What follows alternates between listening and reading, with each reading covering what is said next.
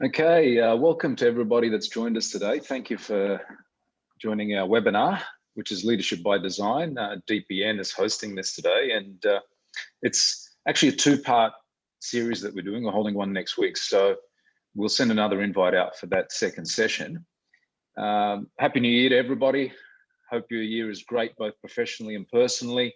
We're really excited for 2021. I know 2020 has been a challenging year for humanity and what's happened. At DPN, we love design. We like to design everything. We don't like to leave things to chance. And we believe that cultural architecture, our organization requires that same intentionality and design as well. So leadership is a fundamental value by the way we operate, and we elevate that. And often we run seminars or webinars in relation to the products and services we provide. However, we run 4 businesses in DPN, one in property investment, one in finance, one in property management, one in specialist disability accommodation. And we've got another one in research and development, which is quite exciting. That'll emerge over the next year or two. But I personally love the nature of business and building businesses and starting new businesses. And people often ask me, how do I find the time? And I say to them, I don't have the time. I find people. And I've got in my diary, a little note that says, who's next? I always like to find people and develop leaders. So hosting these webinars over the next fortnight is around giving something back to the leaders or those that lead or aspire to lead in our client base or the professional affiliates that work with us and partners. We don't want anything out of this. We just want to give you something. And we want to add value to you because we believe in leadership and the value of leadership. So I don't just run a business, I lead businesses. And look, to help me, a friend of mine that I've known for a couple of decades is Rohan Dredge, and he's a leadership consultant. He's a guy that's experienced in leading organization of thousands of people. So he's not just a theorist, but a practitioner. He's a personal friend and a wonderful, gifted communicator. So I've asked him to join with us today because he's a guy that can come in and actually help you understand the value of leadership, the principles of leadership, and how to implement leadership in your organization. We'll talk a bit about DPN and how we practice that principle. But I'd just like to thank you, Rohan, today for joining us. Really great to have you on board.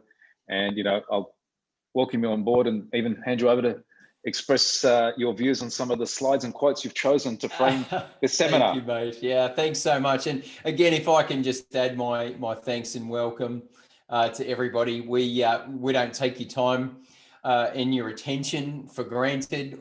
We realise that people are, we kind of start the year pretty quickly, and we appreciate that very, very much. But again, it is also a great opportunity just to be thinking about what life and leadership in the world needs to look like for you over the next little while. And as Sam's indicated that, we've been connected as friends for a couple of decades, and we're really looking forward to being able to add some value to you and talk about what personal and professional leadership can look like.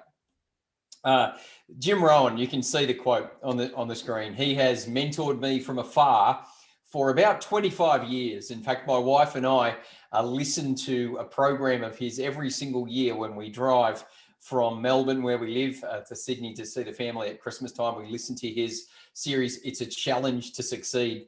And we love it. And he says this: don't wish for things to be easier, wish for you to be better. And I was laughing a little bit about preparing for this with Sam. We were thinking, really? Because pretty much everyone I know wishes the last year was a little bit easier. Amen. And it's so true.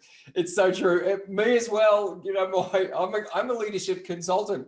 I deliver in-person training, and so 1 week the year was looking fantastic. So that was the first week in March. Second week in March, after the Formula One was cancelled, it wasn't looking that flash. And so, fortunately, we've got the opportunity to be online and delivering in a virtual capacity. So I get it. Sometimes I do think we wish things were easier. And for those of you with children, you've had to homeschool and remote learn and all the various other things that you've been doing. So I get that. And at the same time, the whole key behind growing as a leader and being more capable is the ability, as Warren Bennis and Burton Annis say, to learn new skills. Yeah. So we actually become better. And our hope for you is that you can become better, that you can learn from Sam and his role in leadership at DPN, and you can learn from myself and my role as a leadership consultant. And as we lean into the new year with 2020 behind us, my good friend and colleague Darren Hill said, leaders don't find themselves in a crisis, they find a way. And if you're leading an organization or you're part of a business and you just heard me say that, I'm imagining you're nodding right now, going, that's right. That's what I've spent the last period of time doing, finding a way. And at the same time, our intent, our hope for you is that you would actually be able to find even more of a way for yourself, for your team, and for your business in 2021. That would be our intent for you. Sam, what would your introductory comments be around that, my friend? Oh, look, absolutely, Rohan. I would say that finding a way, a number of ways in the middle of the crisis has been just the challenge and the present reality. And I guess not only just by the crisis, Rohan, for us, the value and principle of leadership is something you just can't avoid. You need to be a leader. You need to build leaders. You can't just have your profession. You can't be, my background and training was a financial planner. You can't just be an architect, an accountant, a teacher, a parent. You need to understand that leadership is a necessity. It's unavoidable. And the sooner you get that, and the sooner you're aware of that, you can now actively invest in yourself and figure out what are the dynamics and principles of leadership and see how you can grow in that. So whether it's in a crisis or whether it's in good times, leadership is a necessity and a function of life. So what are your thoughts on that, Ron? Well, I think it's absolutely right. And again, you can see that Sam and I have known each other for a while, and we hope that that's actually of benefit to the conversation we're going to have with you this week and next week. But we tossed around this whole idea of leadership having constants and leadership needing to live in a changing world. And again, if you're in business, running a business, part of a team, this would make perfect sense to you. We've come off the back of a world that's been turned upside down. And yet at the same time, we're talking about what sort of constants that we need to be reminded of when it comes to leadership. And then Sam and I talked about these three big ones. We know there's more. We know that this is not an exhaustive list, but if we had a half hour or so to have a conversation with you and just encourage you in so many ways to remind you that these are a real sense of focus for all of us as leaders. The first would be self-leadership. The second would be team leadership. And the third would be to create a culture of leadership. And we're going to pick up particularly 2 and 3 next week as well in our Sticky Teams webinar. But Sam, you and I talked about these as really deep level convictions. Why do they stand as pillars, as sort of beacons of priorities for us in terms of the leadership space? What's your view on that? Thanks, Ron. Yeah, look, for me, I guess I can just share from my personal journey here, and self-leadership was really important. And I had to first give myself permission to lead. In Australia, we live in quite a egalitarian structure, and we value mateship. And, sometimes we shy away from the idea that, we need to step up and we need to lead. And I began to ask myself, if you're going to accomplish anything, if you want to build a great organization, again, to that principle of leadership is unavoidable, it's a necessity. I realized I have to be a leader. I can't avoid it. I can't let someone else, I got to step up. And so I had to go to work intentionally on myself and my insecurities. I had to ask, why am I followable? Why would anyone follow me? If I want high caliber people to follow me, what are the qualities that I need and what are the issues I've got to deal with in myself? So the first thing was to really give myself permission to lead, to accept that. And, there's a difference between power and authority. You might have power, and that's your ability to make people do something. Authority is where people do something because they want to follow you, and having that servant leadership. And just because you have the title doesn't mean you actually have the respect and the influence. So, I had to learn and think of, okay, I need to lead with inspiration and not dictation. You can only get so far where your position and your leverage as a parent, as a leader, and I'm not saying by any means I've failed in so many ways around this, but on my self-leadership, first and foremost, I had to go to work on myself, accept that, and then keep growing at it. Don't identify yourself, as a leader in an organization just by your profession and your skill, but certainly the fact that you need to lead this organization. Then secondly, it had to come down to team leadership and to grow the organization, keep growing it.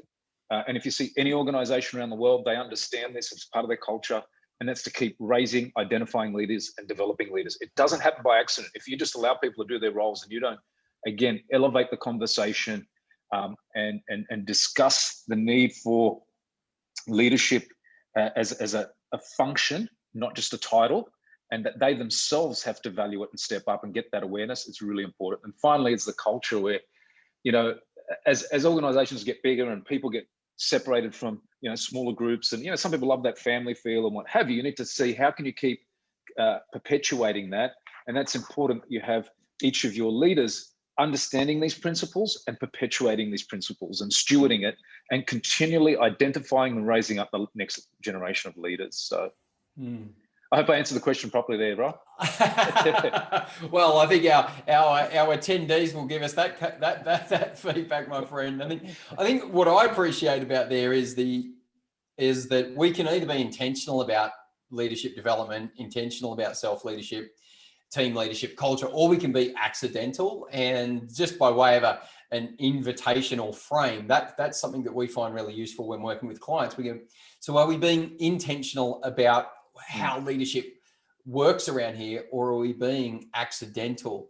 And so I think that becomes very important. And again, as we said, we realize that there's more things that could be on this list, but for the sake of the conversation we wanted to have with you, and for the sake of the fact that we're focusing on the pillars of leadership leaning into 2021, what would they be? What would those things be?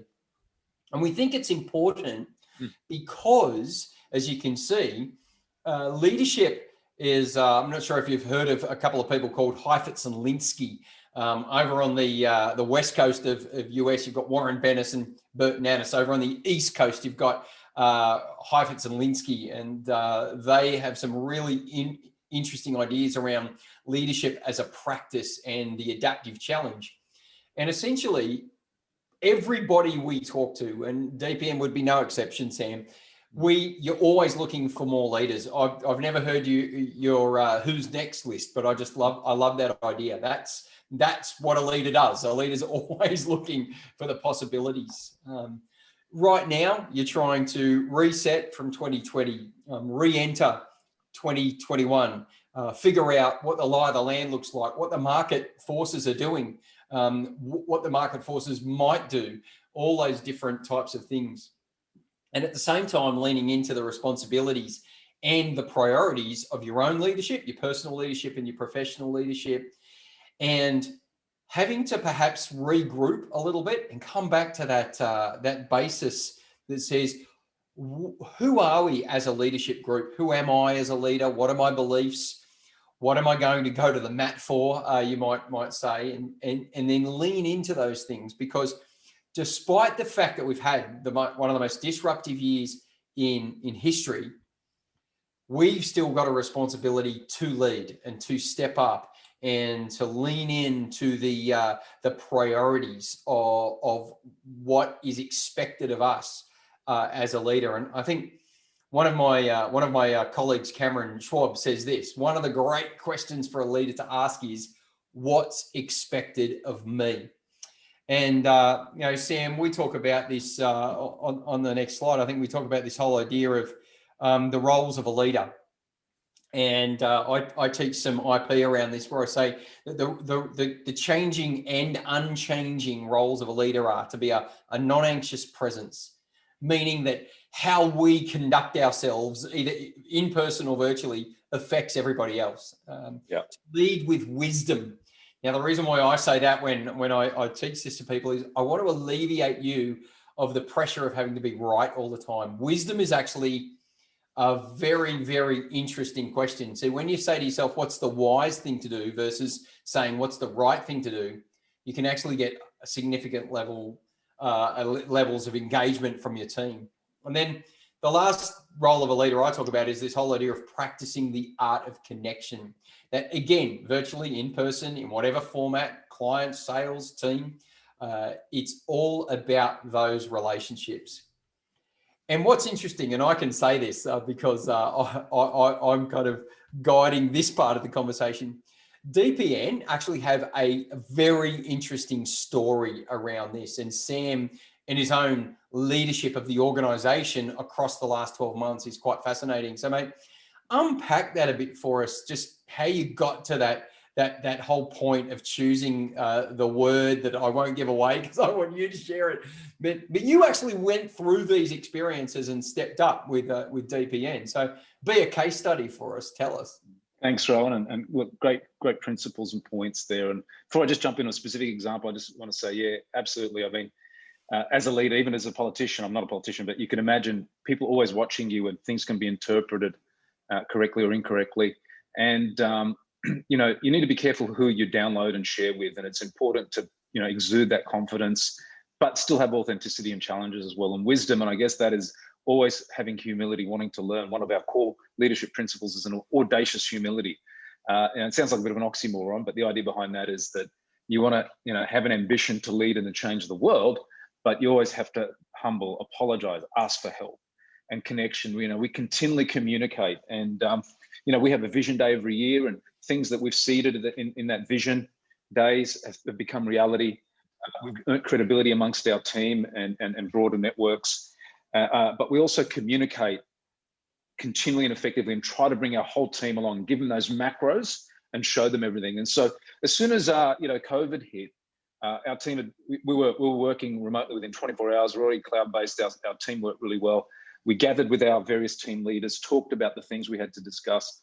You know, there's a lot of things that could happen. And I first of all need to give credit to our government for the framework they set around us, because it would be disingenuous for me to take credit, or us to take credit, that we have prospered and succeed as a result of our own actions. We're in an amazing nation where great things have happened to help support us. But at the time, some of the businesses that we had and that we were very much exposed, particularly in financial services. We run a property management business, and I started losing some sleep wondering, you know, we have guarantees on our properties. Imagine tenants aren't going to start paying rent. You know, this could become a domino effect and really affect us. So what I did is I thought, okay, look, this is a crisis. You study crises. I also studied, you know, what are some of the battles we've got to fight here, you know, and what was not only dangerous is the pathogen we were dealing with in COVID, but the fear of the pathogen. And that becomes even greater in the ramifications of it. And so we decided we needed to become ourselves as influencers in society, and what could become a viral effect is confidence needs to be viral. And so, I looked up what are the big military battles and the names of them. So things came up like Operation Desert Storm, Operation Rolling Thunder, Operation Red Dawn, Operation Urgent Fury. And I thought, how can I title this to now exude some confidence to the team? And so came up with Operation Bold. And the idea was to exude boldness at a time where fear was just viral. It was going crazy, and we said we needed to, as we get engaged to our customers and what have you, to infect them with hope and boldness and to do things. And, you know, there's a quote that says, fortune favors the bold. And you know what? We were able, and we believed that things weren't going to collapse. We saw the things that were going into place, and we exuded that confidence. A number of our clients that made decisions during that time have done really well. And we said, we're going to thrive and grow out of this crisis. We grew out of the GFC. We communicated weekly, then fortnightly, you know, on our Teams link. And I came up with an acronym, and I didn't plan it, but it actually came up, the words spelt curve, and hopefully the right curve, not an infection curve. And that was that each person was to contribute, that, you know, they need to do their part so that we'll get through. You need unity, so we need to work harder and smarter together. We needed resilience, so to go through the storm, to learn, to grow and adapt and change. We needed vigilance, and that was really important. We need to look at all the vulnerabilities and anticipate what they are. But not only that, look for the opportunities, and we did capitalize on the opportunities. And then encouragement. And we said encouragement needed to be more infectious than COVID itself. And I can say this time that I felt down, but I found the leaders around me and the team we had were encouraging, and it really helped. Because again, you're not an island, you can't rely on yourself, and team is important. People say leadership is lonely. I disagree. It's how you build your team and your leadership. There are times, yes, you might feel alone, but it was important that we had that. So Operation Bold was successful. If we look at 2020 for us, every one of our businesses grew. We hit record months, personal best, group personal best, and what have you. and then again, it's not again just to our own doing, but we had to position ourselves and position the clientele and the people we're engaging with to infect them with hope and to capitalize on that opportunity. And so I guess that's our case study in regards to those things there, not to be anxious to lead with wisdom and to continually connect, but that connection relied us to connect with people, customers and partners continually. And I guess we're fairly tired from the amount of connection we had to do, but you could not avoid that. Thanks, no, Rob. you're absolutely right. And again, we just wanted to have the opportunity to give you, to have a conversation with you, participating in this or watching the video, and just to be able to understand or see DPN as a case study as well, as a case study in self-leadership by Sam, but also in how that rolls into team leadership. And so again, we are going to be opening up for questions as well at the end of this conversation. We realize it's a short one, it's a lunch and learn, and we want to be able to give you some key core principles and reflections and ideas and next steps to be able to do these three things well. So that first one of self-leadership, in fact, I say it this way: self-awareness is the foundation for self-leadership, and self-leadership is the foundation for leadership, which brings us into this idea of team leadership, because you don't do life alone. We're not designed to be doing it by ourselves. The whole African idea of Ubuntu, I am me because of we, I think is a really important idea, and the contribution of each other. And Sam and I, as we were talking about the design of this webinar, he picked up a couple of ideas, but the difference between functional teams versus leadership teams, and the power of and the mindset of a title. And you can get that really misconstrued if you don't understand what we're talking about. And teams can either be put together because they're supposed to do a job, or they can be put together because they need to carry something for and on behalf and in the organization. And the other really interesting piece around the way DPN handled this is that they actually place the word leader in very specific titles. Sam, can you speak to that? Because I think when it comes to team leadership, it really reframes how people can experience some of these things. So how did you do it, and how's it worked and functioned? Excellent. Thanks, Roy.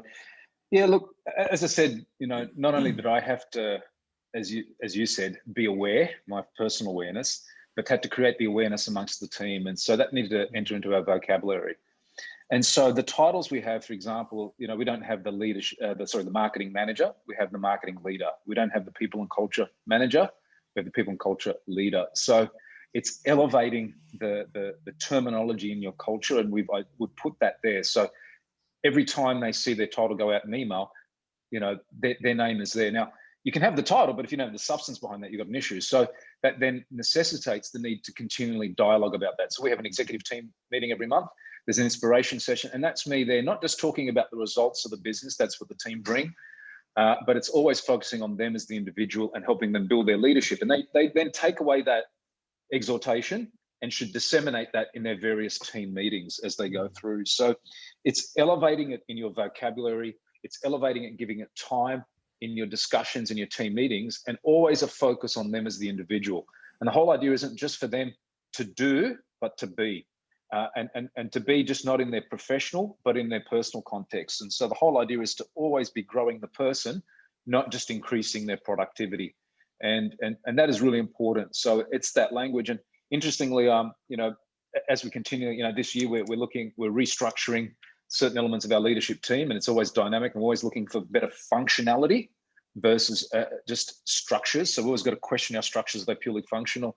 And we have the corporate development group, which is a team that runs across all our businesses to grow it. And I said, look, I want to give you the freedom to even choose the title of that. And they came back and said, we don't want the name we've chosen now is no longer corporate development group, but corporate leadership team, which is a testament to the fact that they've embraced it themselves, came up with that, and wanted to really articulate and emanate that terminology, even at that level. Even corporate development group was very functional at what that was the objective of what that team was, but they wanted to elevate the word leadership above the development components. So that was great in having that. And so, having that shows that the team itself, the leadership team, really have taken that on board. And it's not just, a leader continually voicing that, but they themselves are stewarding and carrying that through and through.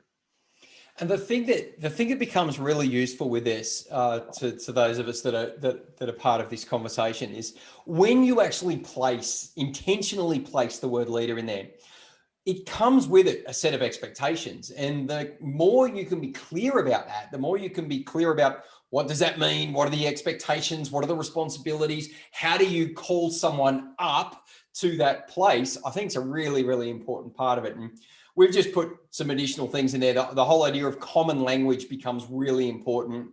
And the whole idea of understanding that people are engaging in these things. And so what we're talking about here is to begin the journey. And you could be anywhere on the continuum with all of this. You could be going, wow, this is kind of new. I need to be getting onto this. And that's the sort of work that I do in my consulting practice. We help people from ground zero all the way through to executive teams to find those mindsets and find that sort of common language and find that sort of sense of alignment that becomes really important.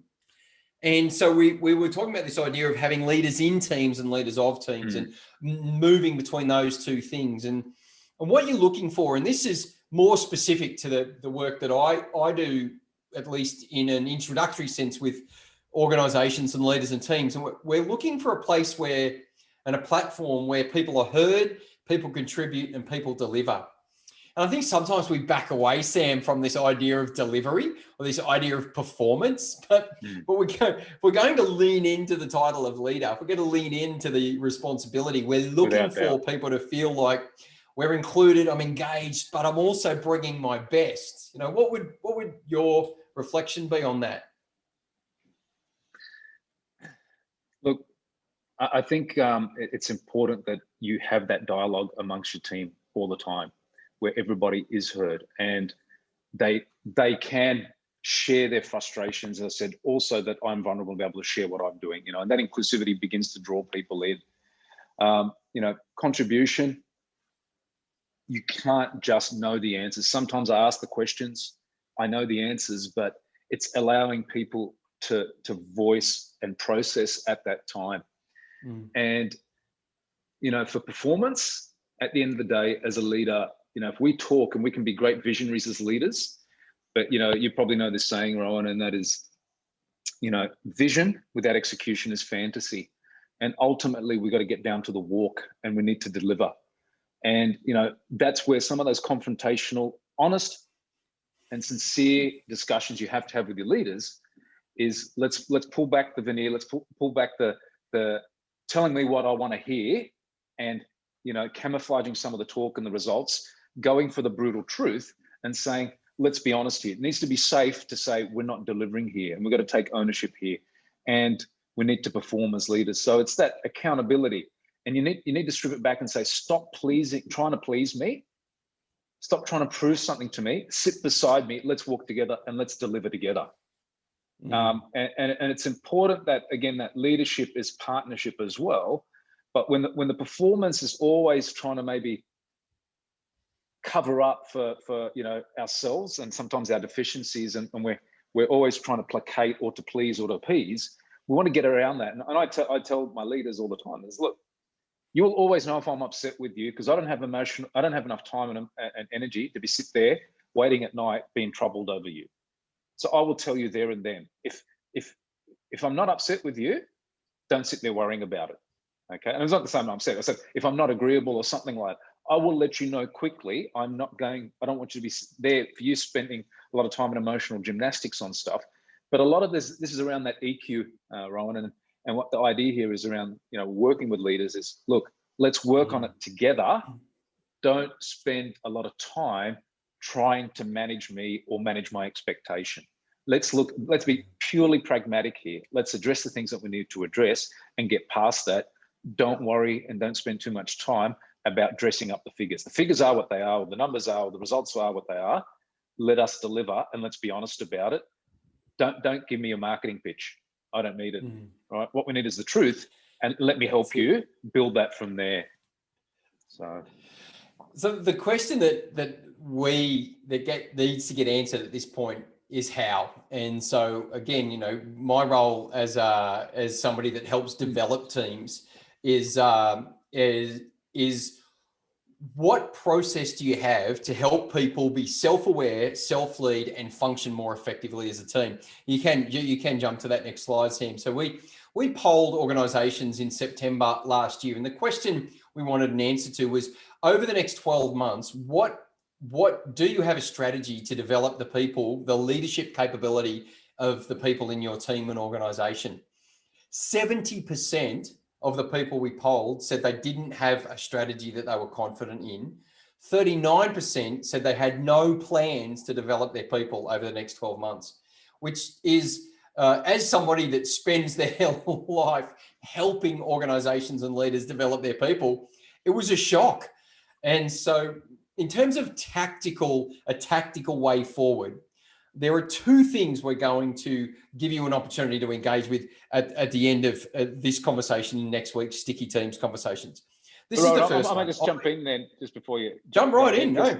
Yeah, I just wanted to say that it's so true that you've discovered some of those things. And again, it's, I guess for those people that are on this webinar, the idea is that we're always busy. There's always something to do, in this day and age, as much as we have all the conveniences of life, there's a lot to do. And particularly if you're running a business or running teams. And again, it's that value of, just making sure, we've got that saying, you got to work on the business, not just in the business, but let's take it to another level. You got to work on yourself and on your leaders, not just work on the business. So it is going to a different level. And I think now, that principle is really important. As I said, it's actively working on yourself as a leader and the leaders of your organization. How do you now get that as a practitioner? How do you get that context? If that doesn't come naturally to you, if you're not aware of it, if you're one of those people in the 70% not aware, this is where, I've listened to Rohan, I've disseminated information and things that he's used. I've been to some of his seminars and read the data and done some of the diagnostics he sends out that he's going to go into there. I just want to show you the importance of having someone who can help you, because, even as I talk to people in financial services, I try to give them the metaphor, the illustration. It'd be like me jumping on the internet, learning a bit about dentistry, and then starting to practice dentistry. I call that, educated ignorance. You've got a little bit of information, but you're very dangerous. And so what you need is someone who can synthesize and has the experience to help you contextualize that for your specific situation. So there's some general things that we're talking about today, but I just wanted to really elevate the value of someone who can coach you and mentor you into the principles and tools that are available there. Back to you, Rohan, but I just wanted to emphasize that. Yeah, well, thank you. And I will say that the two things that you're going to be given access to are free of charge. They will cost you time and attention. The leadership assessment actually is a smartened down version of MBTI. And the way we take this forward with people is we help people understand that there are 5 leadership voices, that we speak all 5, but we more naturally speak our top 2 or 3. And we're unnatural in the bottom 2. And from the quietest voices through to the more forceful voices, we've got the nurturer, which is the 43% of the population. They care about people, harmony, values. They're the relational oil of an organization. Then there's the creative. There's only a handful of them, 9%, but they're the visionaries. They're the ones that can see the future, but have trouble saying it. And that's a fascinating time in a room just to talk to people about that, because creatives go, that's right. I told you, I've been telling you that for 3 weeks. And people go, no, you haven't been telling us that. The guardians are our process people. Guardians particularly wind me up the wrong way, but every time I drive across a bridge, I'm very happy that a guardian was involved because the bridge doesn't fall down. They're process people. Scale is what a guardian brings to an organization, and quality. The connector is the networker, the primary sort of leader of relationships and communication. And the pioneer is that champion of that, what you might call the last 5%, strategic vision, military execution, and problem solving and decision making. This is an assessment. I get they're roughly equal to things that you do. Now, the reason why I back this is 30 years teaching and training leaders. This is the most human, the most easily embedded and transformative assessment that I've ever done. I say to people, I think this is opening the doorway to Narnia. And so to answer the question of effective team leadership, one tool is this assessment. Now, if you're wondering, my voice order is Pioneer, Connector, Creative. And so I am two of the loudest voices. I want things done yesterday. I want them done with a sense of engaging people, and I want them done with a sense of flair. And I don't like it when it's not done well. And so that gives you a bit of a feel of my leadership style. And that has served me for many years and got me into trouble on a number of occasions. So that's a tactical tool that will give you an opportunity to. Well, Rohan, all I can say is they're the same things for me. And when I did this, it was really helpful. And what I got out of this was that, as you learn through, the basic principle is the order which these people should be heard. And what I learned is I need to shut up and speak last. So after learning this wonderful principles that came out of this this tool is how, if you think of the basis of all human relationships is communication. So understanding your leadership voice, and then your team understanding their various leadership voices and who should speak first within an organization. And your organization is richer if you allow usually the nurture and the creatives to speak up and the guardians, but the dominant people who that can talk a little bit louder and a little bit more forceful at times can drown out that conversation. So this was so invaluable for us in doing this, so we could begin to allow, and I had to actively suppress my voice and actively elevate the voices, the nurtures and creative, and keep asking to make sure, and even some of the other pioneers of the connectors in our organization, look, stop guys, let these guys speak. And if you do that, your organization is richer and you begin to hear the things you need to hear. So I wanted to testify to how valuable this was in knowing it for yourself and the people in your organization. So I certainly got myself in a lot of trouble too, Ro. Well, the last thing we'll talk about, we'll run down Neil real quick on this and then invite some questions. So you might want to tap some questions into the Q&A section of the webinar. We talk about culture. So if you imagine, Sam was saying, you start with this idea of knowing yourself to lead yourself. And then you realize, well, what does that mean in the context of our team? Well, we call what Sam just described the rules of engagement. And essentially we say it's not the position you hold in the team, it's the voice you have. And the quietest voices speak first and the loudest voices speak last. And what that contributes to is what we call culture or compelling leadership behaviors, where we know what's expected of us. So we've got clarity, we believe in it. And so we've got that sense of ownership. We know how to bend but not break. And so we call that agility. And then we actually have an expectation where we model and teach that to other people. Now, next week, when we pick up sticky teams, we're kind of going to hold hands with effective team leadership and culture and then stretch that out a little bit more. And so we'd love you to be part of that as well. And thinking about it tactically in the context of the voices, because again, it's a tool that we really believe can help you. Sam, the next slide just talks about this whole idea of what culture is. It's what we do and who we do it with. So it's process and relationship. And again, we quite openly say that the 5 voices isn't the tool, it is a tool, but the speed at which we're seeing organizations embed it. We're working with a large real estate firm last week, and the speed at which this made sense to them was quite uncanny, and how quickly it helped them realize that it wasn't just the work that they were doing, but it was who they were doing it with and how they experienced it became really, really important. And so this idea of direction, values, and behaviors become a significant part of the contribution to culture and sticky teams.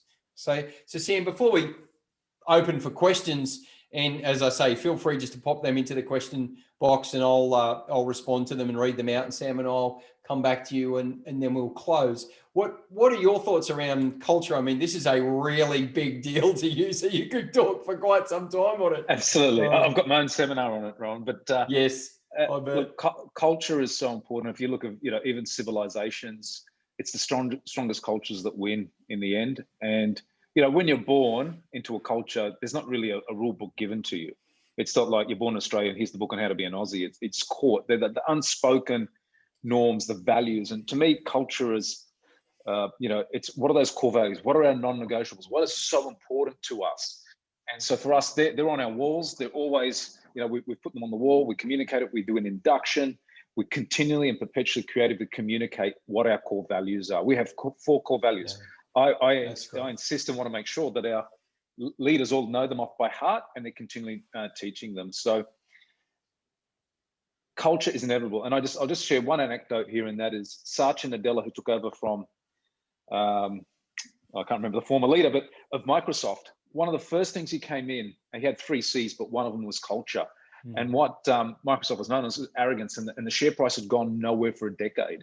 And he went about changing the culture. And again, anyone that leads an organization, you're a significant world-impacting organization, culture is at the core of what they do. And essentially, you've got a people group here, you've got a tribe, and that tribe needs to know what are the values, what are the behaviors, what's the vision, and it's inescapable. So if you're just doing business without understanding culture and elevating culture, you're missing it. And so culture is so important that you have an awareness of it, and leadership is part of that culture. But the ingredient, the design of building your organization, if you don't have culture in your vocabulary, you again will never be able to accomplish maybe the dreams and visions you aspire to have. So, yep, like you're right there. Culture is a constant word in our vocabulary as much as leadership, Rohan. Absolutely.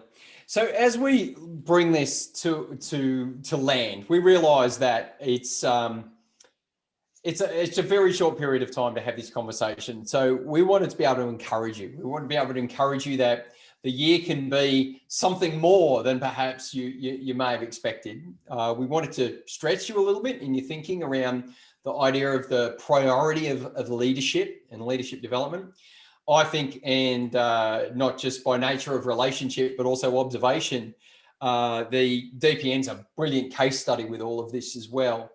And then myself and Sam's been clear about that. This is what we do. And we will give you the opportunity to do 2 things. And questions come in from Mark as well. And I'll respond to them in one sec.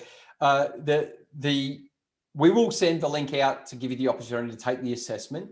And it really is a game changer. I just couldn't encourage you enough to lean into that. It's simple, but it's transformational. It's transformational.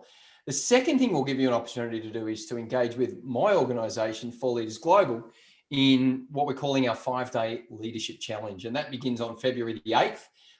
It is a corporate program. We priced this at $25,000. We're actually delivering it globally for free that week. And we're doing it because we believe in the value of what we bring to organizations, and people connect with us as a result. So you'll get an opportunity to lean into that. But more than that, really, what we really want to be able to do is give you something practical to answer the question, well, what do I do now? How do I elevate leadership, my own personal leadership and leadership in our organization? So thank you very, very much. Thanks, Sam, Rohan. Mark has said, interested in leadership. I'm interested, have the leadership rules changed in remote working environment that evolved during 2020? And do you think this is here to stay going forward as normal practice? Do you have some thoughts on that? Very good questions, by the way. That very good question, that one, Mark, because it's real life. I'll let you talk about that, Sam. Yeah, I'll let you answer that first. Look, good, very good question. And I think the things that you've got to answer, number one, well, what's changed and what hasn't? That's the first thing. Secondly, if our leadership expectations, culture, communication, framework haven't changed, how do they need to be experienced? And this is where I think people go off track. We think they've changed when in actual fact, your expectations or the expectations of you haven't changed. How they get experienced has changed. We've got to acknowledge that and then work out a way to be more human via the camera, more human via the screen, and figure out how to do that. So yes, I think the rules have changed in the sense that how we're experiencing some of this has radically altered work. But I think it's all about intentionality and saying, okay, well, this is still expected of us. What is it that we need to be doing, and how do we need to do it? And I'll say this one thing. I've encouraged all of the people that we work with to start conversations via Zoom or whatever format you use. Just say it this way: always ask, how are you doing, before you ask, what are you doing? That's the way we've trained our clients, because this is actually, you've got to work a little bit harder to have this kind of a relationship over the camera. I agree. So I trust that answers, at least in part, your question there, Mark. Sam? I agree, Rohan. Again, it's, the things always remain that, humans still require relationship. We're not built for isolation. That's what they put you in if you do something wrong in prison, in solitary confinement. So the way we communicate those fundamental things of vision, inspiration, whatever it may be, values, you can't get away from that. How we deliver that certainly has changed. And it actually creates room for creativity and ability. So as I said, our teams meetings allowed all our team to be there, and we actually found ourselves communicating more frequently as a result than larger events. And then even our events had to be adaptable and change as well in how we do that. So I think it allows for creativity in the delivery, but the things you need to deliver still remain the same in communicating those things as a leader. You can't get out of them. So technology has fundamentally shifted that. And also, I guess probably the other thing is that you embrace the change and be aware of what the changes are. So change is a constant. And, work from home, you embrace that as an opportunity that we can now look for talent nationally, versus before it was all very much geographic. How close, how's this going to affect their work, time, travel, being to the office and that. So understand that things have changed. So as a leader, to be aware of the opportunities that as a result in a world that has changed. So some things will still come back. Look at how you're going to engage and develop culture, how your office, your physical space, how that works, but understand how now technology and virtual connectivity will empower and accelerate growth for your businesses. But again, just to reinforce to everyone, look, DPN is holding this not to get anything out of it. All I can do is encourage people to take some of these complementary, these free tools and assessments that Rohan is hosting, facilitating around the world for people to have a look. After that, there's further things that you may want to, take on board for yourself or your organization, if that's what you want. But again, to re-emphasize the importance of investing in yourself, not just working on the business, but working on yourself and working on your leaders. Taking the leadership assessment's really great, but also doing the leadership challenge is making the time for it. And the fruit is always there. Our organization and its results aren't just, the fruit of technical skill. They are based on the intentional investment of time and energy in developing leaders, being a leader yourself and the leaders around you. And so I don't have that skill as the person to keep or time to show people how to do that day in. I could talk about it in a webinar like this, but someone who does it as a business and assessment is really great. And, as soon as I saw the value of having someone for people and culture and started doing that myself and being a hacker at it, bringing in the expertise and having people in our people and culture department, boy, it lifted the work off my shoulders and that. So I can only always encourage people, and those that are smart, always find the people who are skilled in a field and endeavor where they've crafted and honed it over decades, and that's what Rohan has done, is to bring those people in to help you do what you need to do. Don't have a hack at it. You won't get there quickly. But thanks everyone for joining us. Thanks Rohan today for presenting. Oh, it was wonderful. Thank you everyone. And we look forward to connecting with you next week. And you may even between now and then have some more questions you might think of. Feel free to post them next week when we join. Cheers. Thanks everyone. Have a good afternoon. Great week. Bye-bye.